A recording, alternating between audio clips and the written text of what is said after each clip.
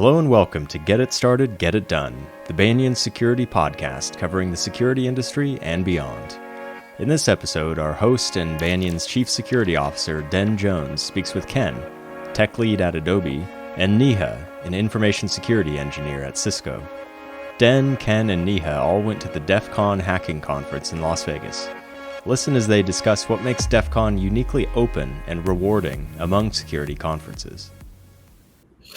Hi everyone, I'm Dan Jones. This is Get It Started, Get It Done, Banyan Security's podcast, and this is a little bit of a twisted version today, so not go with the usual format. Instead, after being in Vegas for Hacker Summer Camp, we decided we'd get a few folks together and just have a little bit of a debrief after DevCon.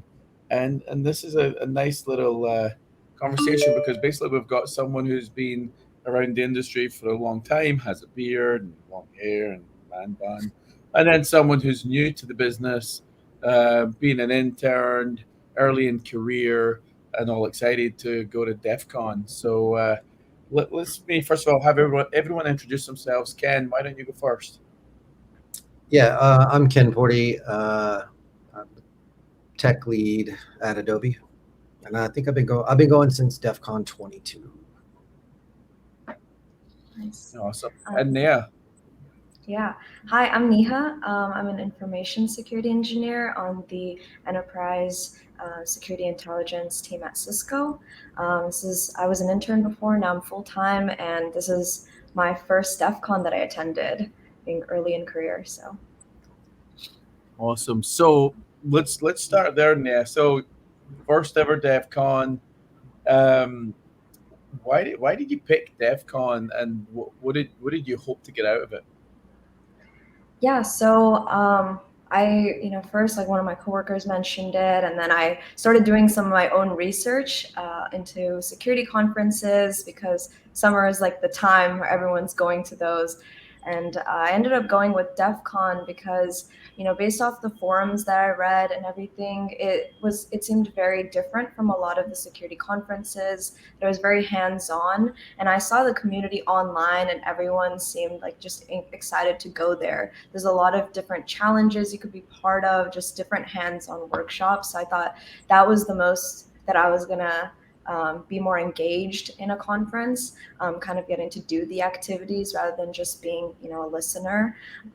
So it had a whole mix of everything. So that I wanted to go in there and just learn as much as possible, meet different individuals, and try out some things for myself. So that was kind of my goal going in. Awesome. And then Ken, so 10 years plus DEFCON attendee. Eight this year. Yeah. So Nea's described her going in perspective.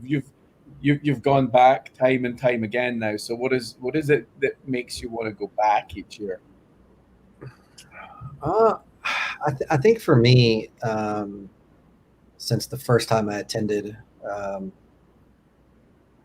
it's just one of those conferences that you get to meet a lot of people in your industry that are there, not for the salesmanship part of it. They're just there to learn or present what they've learned, or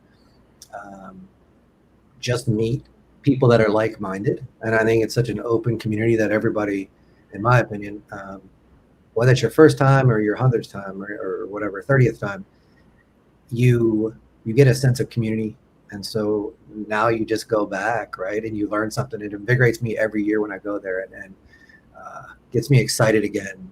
And then you just get to see all these people doing great stuff, get your hands dirty, just open conversation. Everybody's welcoming. I mean, it's one of the few conferences that you go to that is just a bunch of people trying to do good work, but have fun at the same time without trying to sell anybody in like a piece of software or a thought, right? Everybody's just open, whether it's, and it could be literally everything, whether it's politics or you want to wear a furry suit or whatever. Everybody is inclusive, and it's a good time. I mean, to learn and have fun, like you said, a hacker summer camp, right? Like who doesn't like that? No, it's also. I mean, I've not. I don't think I've been doing 8. I think I've probably been doing about 6 now. Um, and for me, it was just it's a unlike RSA and Black Hat, which I kind of think of as like vendor shit shows, really. Um, and I like going and connecting with people. So any one of those three are good for me to connect with peers. But if I really want to dig into sessions and the industry and the people and the culture, then kind of like you said, DefCon for me is brilliant. Um, okay, I'm a big fan of the villages. So not the village people who, if you're a musically inclined person, you might go for some of their shit too. But the villages for me, I love the social engineering village. Neha, what was all? First of all, did you manage to see all the villages? And then if you did, what was your favorite and why? Oh, that's a tough one. So my goal actually going in, I was trying to plan out a rough idea of what I wanted to see. And I think what I wanted to focus on was villages. I tried going to as many as possible. Being my first Defcon, I wanted to see what everything was about, what all the villages had to offer. So I didn't get to go to all of them. There's way too many to kind of hit all of them in a short amount of time. But I got to see a majority, I would say, quite a few. I kind of focused a lot on like the hands-on ones, so like Packet Hacking Village, IoT Village also had some hacking labs as well that I participated in, and Lockpicking Village. That was a fun community, and then I also went to the Social Engineering Village, and I would say just from like uh, it's really hard to pick just one because they all had different things to offer. But I guess the one that I keep talking about to everyone I know is the Social Engineering Village. And just because I have a background in cognitive science, so for me, the human behavior aspect of how people went in for the vision competition, and they were able to have live phone calls with individuals in other companies, and how easily they were able to get information out of people. I think that was just super fascinating to be in that room and just see it live, because you hear about it all the time, but just to see people in action get that information was really fascinating. So I'd say that was probably my most exciting one, favorite. Awesome. What about you, Ken? I mean, I try to hit most of them when I can. This year, I guess maybe the top 3 would be for sheer entertainment value. I mean, you can't go wrong with social engineering. I mean, it's scary good how those people are, that and how calm they are. I mean, it's some of these people I don't understand, like how they can just go and lie that well and or spin the truth. I mean, I'm amazed by those people. I like the hardware hacking village personally, because you get to get your hands on everything. But lock picking is always fun. I mean, every year I go, I get something else lock picking, right? Like my daughter should be able to lock pick doors at this point. But I thought like some of the newer ones that are smaller, like the girls hack was good, or women hack, whatever it was. I went in there and they were doing blue team, red team on pies, and I thought that was amazing. I'll just because of that, I'll take my daughter next year. See if she digs it. Awesome. And then over the years, Ken, has that kind of top 3 changed a lot? Have you seen the villages evolve that much over the years, and therefore your excitement goes one way or another? Yeah, I mean, I think, and I might be completely wrong. I don't follow it that closely, but 8 years ago, I don't remember there being a whole village dedicated to ATM or voting machine hacking, right? There wasn't, I don't think there was a whole car hacking village, right? That became more popular in the last, like maybe 6 years or so. So yeah, I see some of them get bigger, and then they add new ones, right? But depending on like another littler one it's been around for a few years, but I didn't get to go in this year. I walked by it a couple times, but had such a line was the medical hacking one, right? Pacemakers, all that stuff. That that's brilliant, right? That's somebody's gonna hack that shit, so why not? I think next time, I don't know if it'll go under car or like farm, but like the John Deere thing, that is probably gonna get some traction somewhere. I mean, the more traction it gets, there'll be a village for it. So it'll be curious. But yeah, I think as technology changes and we go into different areas, some things slide off and some things pick up. So yeah, it's always interesting what shows up and what you get to see. Yeah. So on that topic of hacks and things that show up, what was the scariest bit of research or session that you sat through this year? Ooh, I think I guess I have to bring it back to social engineering, and also part of it is just some of the talks I've listened to with just like the cognitive security talks and the methodologies behind social engineering. Like, you don't realize how much work goes into it. Like, they had packets of information that is just openly available online that they use, and within a few minutes they were able to get so much out of people on their company, like the physical security aspect as well as their network details, and more about the individual, and like Ken mentioned, just how calm they are and their ability to lie so easily, but also getting it from the angle of going to the cognitive security talks. They looked at what are the psychological behavioral tendencies that can make someone more susceptible to these attacks, make them more vulnerable, what do people focus on. So it was cool seeing that, like the psychological aspect, like the theories, and then seeing it actually implemented in real life, how people pivot when they get a no or some sort of disagreement, and then they get them to start giving information. So I think that was really scary to see, and just how how brilliant people are. I think it's like both, like, just being surrounded by so many people that are so excited, they're able to just hack into things very quickly. Like the car hacking, they had the whole, like, I had someone set up with their friends inside the car, just like they're able to get into the Tesla. So I think like just seeing the brilliance is exciting, but then also a little terrifying, just how quickly you can get into it. So I think that was the overall aspect of it. Awesome. Ken, what about you? I mean, personally, the one that I think was kind of scary and enlightening was the two guys did a talk on the metaverse and how they can glean information from you based on they just set up a VR escape room, and you had to do different things to complete tasks, and everybody, it's like it's a game. Everybody wants to win, so like they do these things, but these tests were actually designed to get specific pieces of information from you, right? So one was you did these poses, and when you did poses, you got letters above them. Well, one of the poses was outstretched arms, right? And what that did was give them wingspan, and from wingspan they can get height. So that was like that. Within another room, there were monitors that had those charts that tell, if you're colorblind, right?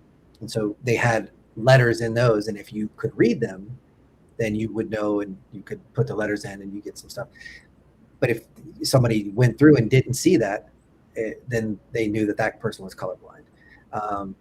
And I think they could get like 19 pieces of information, maybe more, maybe 20 something. But with a good degree of accuracy, they could get 7 pieces. They could get your income within 25,000, I think, your age within a couple years, your sex, your age. I mean, so within 7 pieces, they could pretty much tell you your demographic, right? And I thought that's a little scary for me, right? You don't think about that when you're playing a VR game, but realistically, like they say, if you're not paying for a product, you are the product, right? So You've got kids that are playing this stuff all the time, and so kids, do this and they don't realize they're giving up information, right? Nothing is free, right? Exactly. When it looks free, then it does. Yeah. It's funny, right? So I had my heart surgery 2 years ago, and it just so happened the year before, when I was at Defcon, I saw a talk about hacking a heart, and it was really all about the pacemaker, the Bluetooth and stuff like that. But it was very intriguing, very intriguing for me to kind of see. And I didn't actually get to go into the medical village this year either, but it's interesting for me to see that kind of stuff and to see just from a medical perspective, we're building all these little IoT devices, but we're not necessarily securing them from the outset, and then harder to secure them afterwards, really. So as we wrap up today's talk, a couple of things. What would be your one piece of advice for someone going to DEF CON next year if they had never gone before? So let's start with you first, Ken. I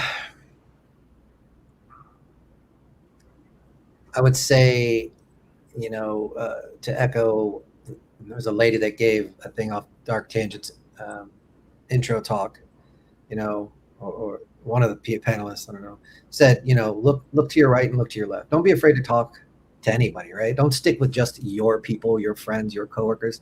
Go solo and just talk to people, right? Everybody's usually really chill, and you might make a friend, but also you'll get a different perspective.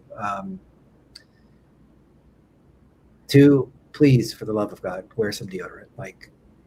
We all know that it's a problem, but it's a problem year after year. Just put some deodorant on.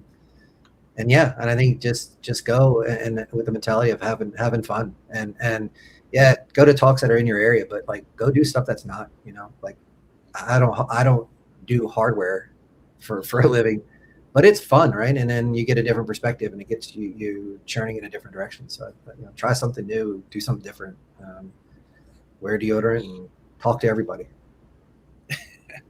Wear deodorant again. Yeah, what about you? Yeah, I mean, I'd have to echo Ken, and then also there's a lot going on. Being my first time, it can be overwhelming. I got the Hacker Tracker app beforehand, that basically is for the conference. It tells you all the live updates on the events and things going on and the location of them. So that was super helpful, just to star sessions that I was interested in, but also realizing that the plan you had set forth, it may not work out, and just enjoying the experience that you have. Don't think about what you might have missed, because there's so many things that you won't be able to hit them. So focus on just enjoying what you're experiencing right in front of you. I went to lock picking because I was walking by there and it just opened up, and I didn't expect to go there at that time because I was thinking maybe there'll be another session I want to go to a little bit later, but decided to walk in. I met a great group of people at my table, and I picked a bunch of locks. I didn't even realize how much time I spent there. I missed one of the talks I was thinking of going to, but I was fine because at the beginning I didn't even know how to pick locks, and we were all learning from each other. By the end, I was able to explain how to pick a lock to someone else. That was a super fulfilling experience, and I didn't think about the talk I missed. I just experienced in the moment. So that's a big thing I would say. And just get, it's a lot of excitement. And even though there were things that I didn't know about, a lot of people were very friendly, just always willing to talk and share their experiences and what they know. Again, like Ken said, just talking to different people. And I think the biggest thing for me is now taking away this, coming back from the conference, it's more of these are all the opportunities of things I want to learn, rather than things I don't know. So that's a good mindset. I would say that. Awesome. Well, guys, thank you very much. I got one question real quick. Yeah. What was your favorite talk, though? To me or to Ken? Everybody. What was your favorite talk? Yeah, you go first. Putting me on the spot. I mean, I will say I didn't attend a lot of talks because I heard they were mostly recorded.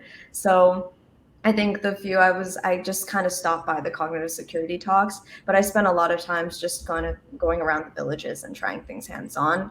So I guess the cognitive security talks, just because that was the ones I was around, I'd say those were the most exciting. But again, there are a lot of other stuff I was focusing on. So Yeah.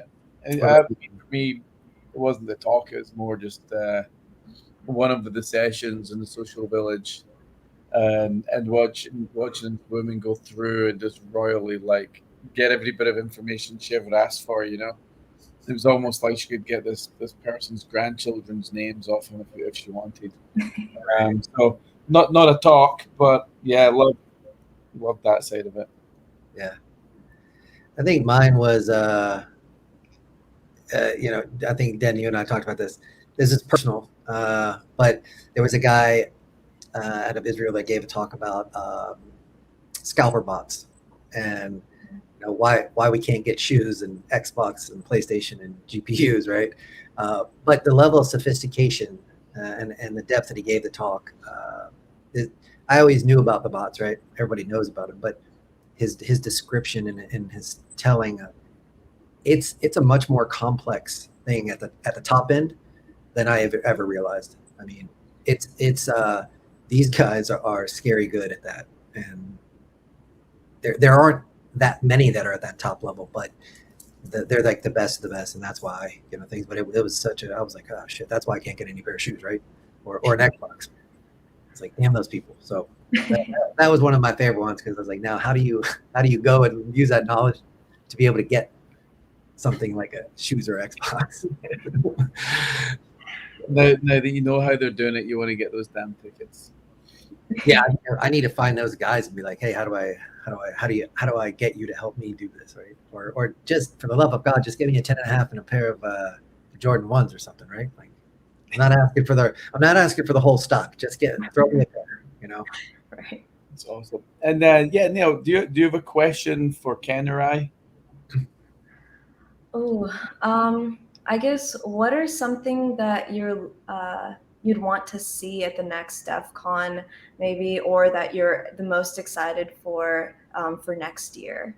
I'm curious, like, is there anything you particular want to see that you maybe missed, or something that wasn't there that you didn't get a chance, something like that? I don't know. I think I would like, it just depends on the year, right? Like whatever's big that year or what's got a big focus. I enjoy both the red team and blue team, but they just seem to be so packed. It's really hard to get in there. And just depending on the year, honestly, it's Sky Talks. Sky Talks are one of the best ones, because they're not recorded and you can't take your recording devices or phones and stuff. And so you got to kind of just like pay attention. And if there's something that looks interesting, it's probably going to be really interesting. You just got to hope you can get in there. So I don't really go in with like a sense of thinking, oh, I missed that last year, so I'm going to go do it this year. But I just kind of take a look at what seems interesting, and then I try to just pick up little rando things here, mixing talks with hands-on stuff. So I guess that I don't really have anything that I'm like, oh, I didn't get to see that, but the experience more so, I would say, is what I look forward to. And I would like to participate a little bit more in some of the hands-on stuff. I didn't get to do a lot of that this year, and I think that's what I'll focus on next year, I think. So it's a good question, because I was thinking, it's like one of the things that I liked more. I know you've not been before, Neha, so the venue for you probably seemed whatever the venue was. It's having it split between 3 locations makes it tricky, but being in the conference space was way better this year compared to split between the couple of hotels for the last X number of years. So for me, that kind of evolution, I think the conference has got to a point where it does need a bigger space, because I'd love to get people into Sky Talks without having to wait for 2 hours in line. Or like the merch line this year, I think Carlos waited 4 hours in line, and you can't you can't go to a 2-day conference and spend 4 hours of it in the line just to buy a t-shirt. So I think there's some really great evolutions. This con is definitely getting way bigger than it's ever been before, and I think the numbers of people attending, I don't know the official numbers, but it certainly was more than last year, because last year I was there and there wasn't many people. But generally, it's getting a lot bigger, and I think for next year they need to plan like a bigger space even still. I mean, I don't know how they do that or what they need to do, but bigger space and more volunteers, I'm guessing.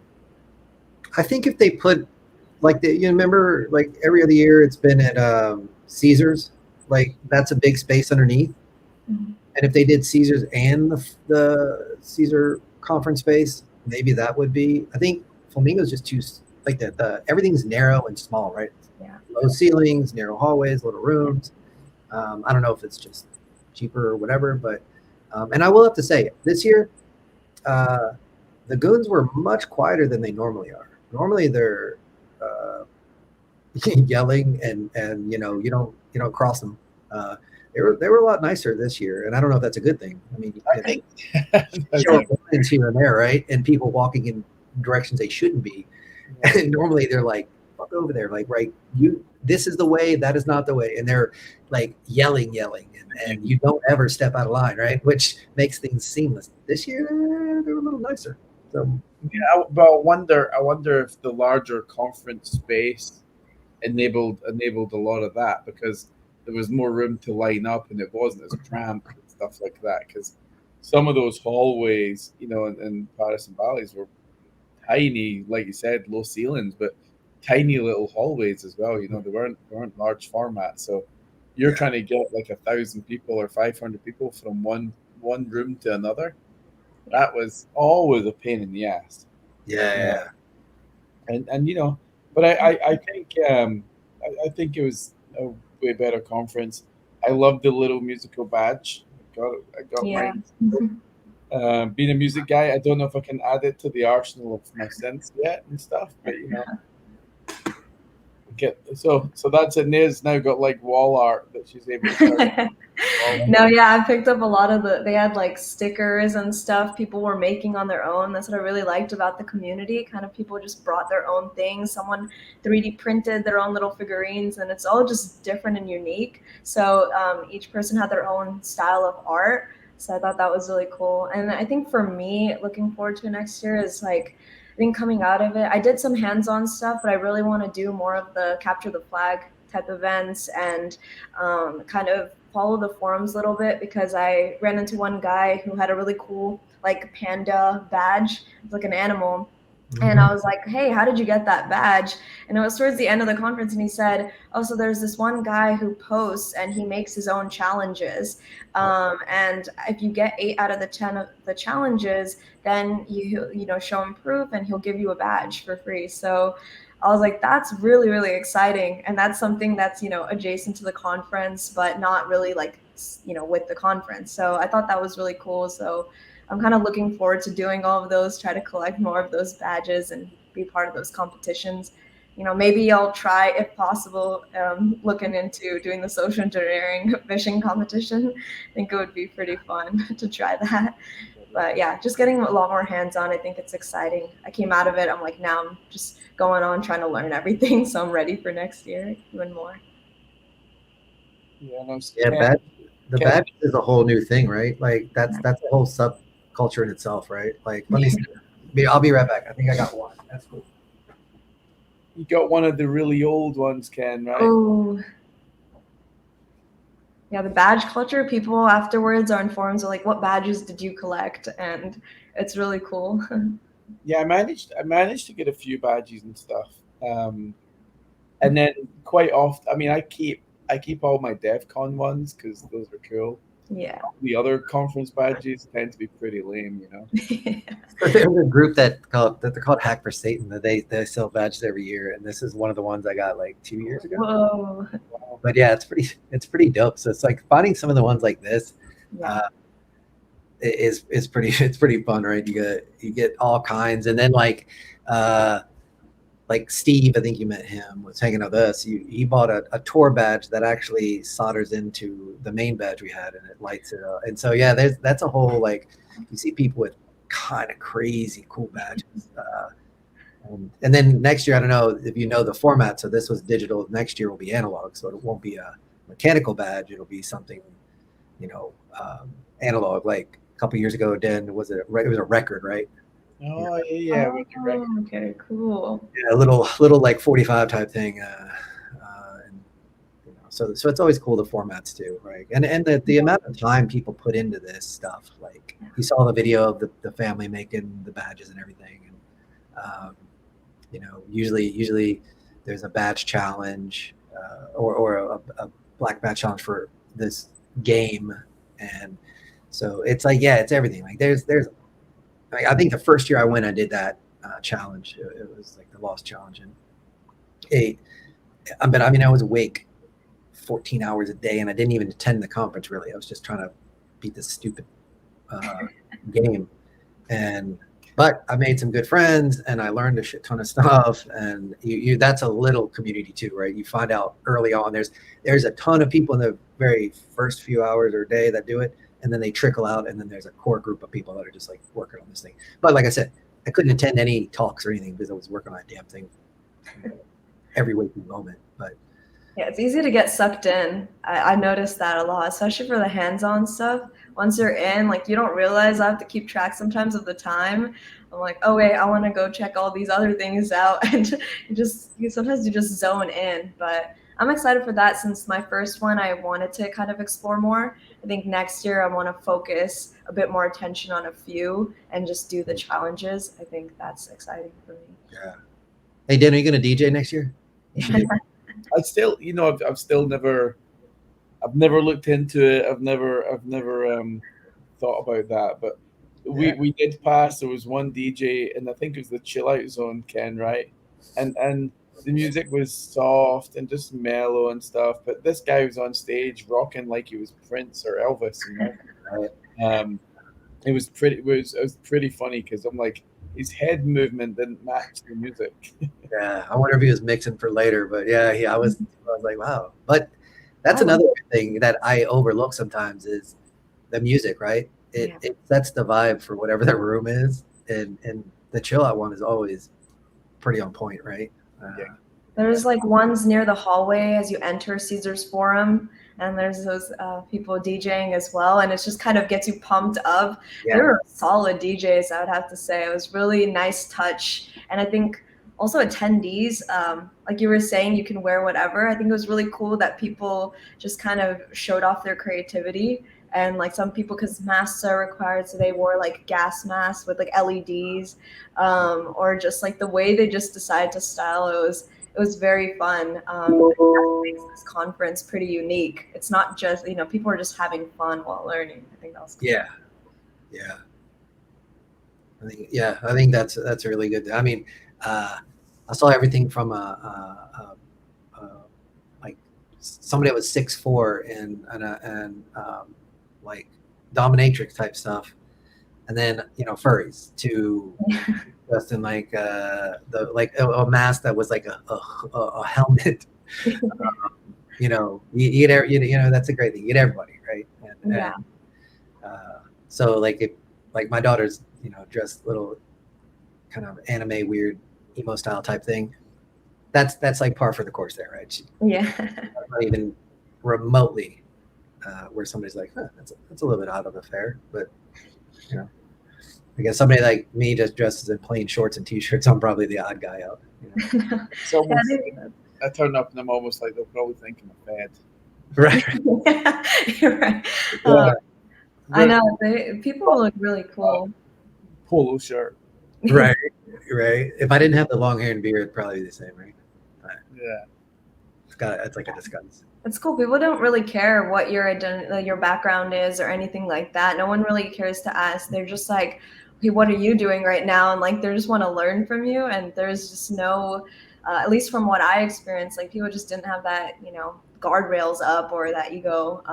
It was more just like, here's what I'm doing. I'm excited to talk about it, but also like, what are you doing? I'm excited to learn from you. It doesn't matter what you look like or where you come from. So I thought that was a really, really nice addition too. Sure. No, I agree. think Ken mentioned that earlier. It's very all inclusive, Yeah. which is really, really good.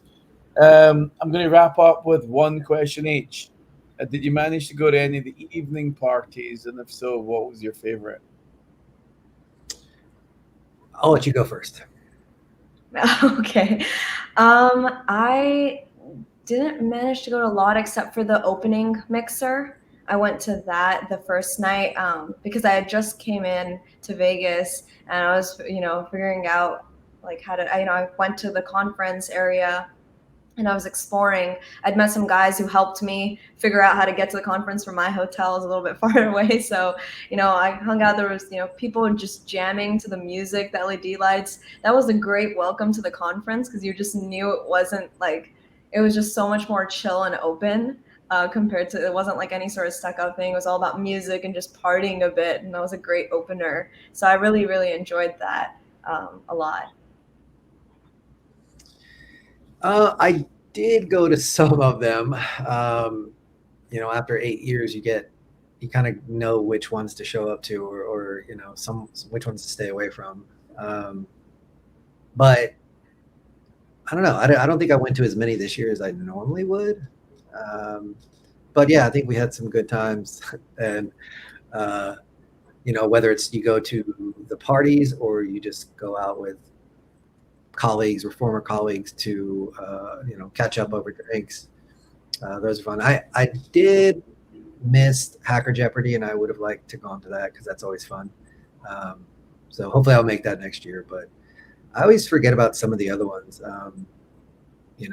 Shameless plug, if you get to go and you can go a little early, go to B-sides. That's always fun too. And the last one is the pool party, which is usually pretty interesting. But it's a smaller place. You can actually talk to the speakers, like at the bar later on, right after they're giving it. They're all downstairs drinking, and there's a lot less people. So if you like a talk or like what they talked about or want to talk to them more, you can go down and like buy a beer and talk to them. Which it's not a party, but it kind of is like a party, right? Yeah, and B-sides is good because it's regionalized. So quite often it's a local event going on, which is pretty good. Well, I like the Palo Alto Networks one. They done one at the Speakeasy, which also had the ice bar, right? So that was pretty cool. And then I was fortunate enough to hang out with the team at Red Scale. They were doing a cabana, so I got to hang out with some of those guys, and then some other like CISO friends that were Slack channel with and stuff. So for me, a lot of the time, a lot of the conferences actually getting to reconnect with people we hadn't saw in a long time. So that for me was probably the highlight, I guess, because very rarely do all of my peer group suddenly arrive in the same city, right? So that's one time a year where most people tend to go. So thank you very much, guys. Really appreciate all the time and sharing your insights and your thoughts. And hopefully we'll all be back at Hacker Summer Camp next year. Get to do it all over again, guys. But for now, thank you very much, Ken Portie. Thank you, Neeha. And I'm not going to try and butcher your last name. I don't think you're like your full first and last name. Right. That's why Ken was just an easy one, I was like, oh, that's a long one. I know, yeah. I realized afterwards that you guys just kept it short and sweet. I was like, oh, I'll put my full name. Right. That's smart. I need a name less than 5 letters. So yeah, Neeha's good. Neeha's great. Perfect. Thank you very much, guys. Really appreciate your time. Sure. And we'll speak soon. Take it easy. Yeah. Thank you. Thanks for listening. To learn more about Banyan Security and find future episodes of the podcast, please visit us at banyansecurity.io. Special thanks to Urban Punks for providing the music for this episode. You can find their track Summer Silk and all their music at urbanpunks.com.